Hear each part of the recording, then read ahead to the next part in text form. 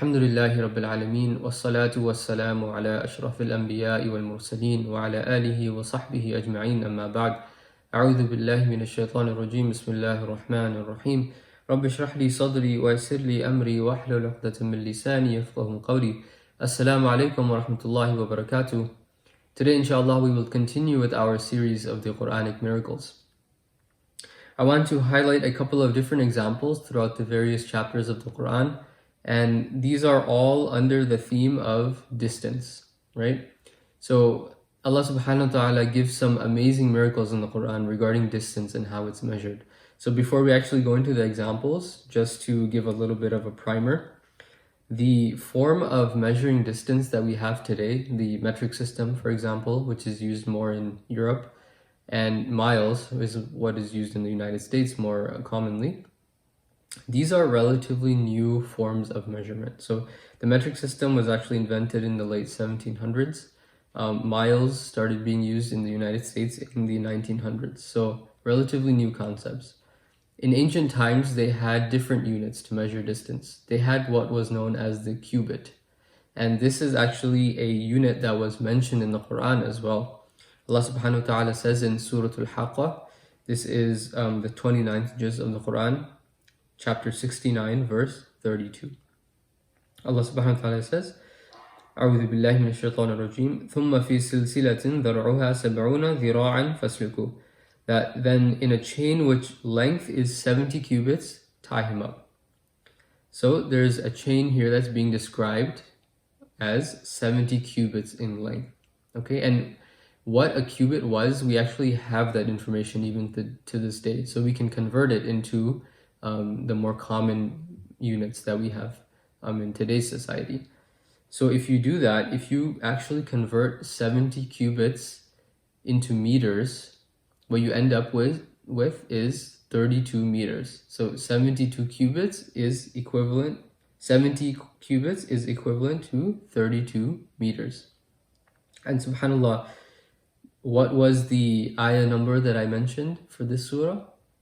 It was verse number 32, right? Surah Al-Haqqa, verse number 32.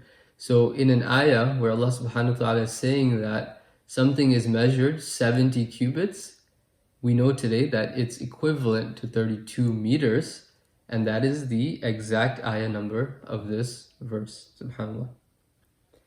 Now in the next example, this is something that we can relate with in terms of kilometers. So Allah subhanahu wa ta'ala in Surah Al-Hadid, He mentions iron. So He mentions that Allah subhanahu wa ta'ala sent down iron. Now this ayah, if you take it from the beginning of the Quran, from Surah Al-Fatiha all the way up to Surah Al-Hadid, this ayah where iron is being mentioned, it takes 5,100 verses for us to reach this ayah about iron, okay? Now, what is so amazing about that?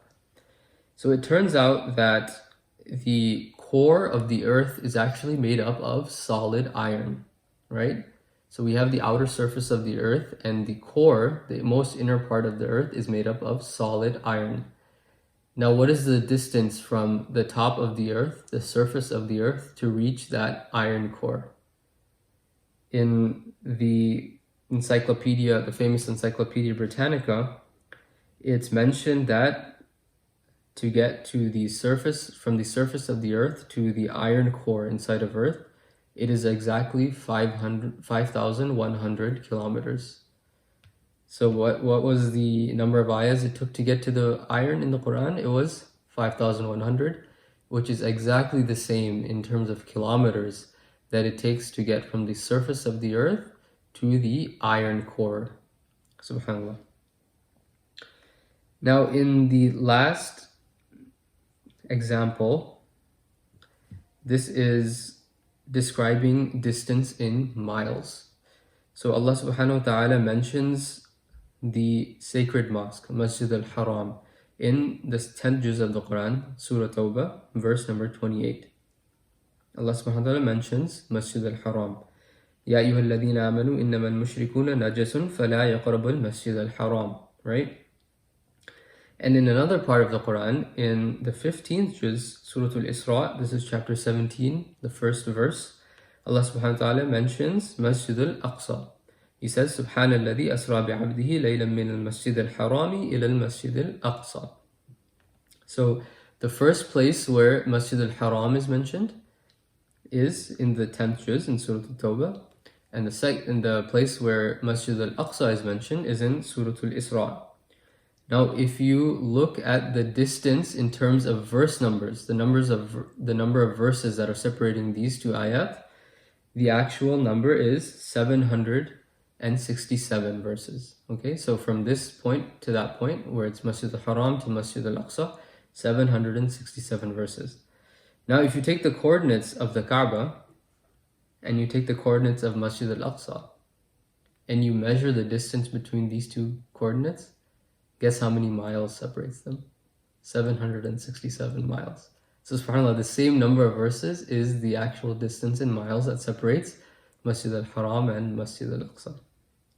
Now, to actually appreciate this miracle, let's look back at how the Quran was revealed.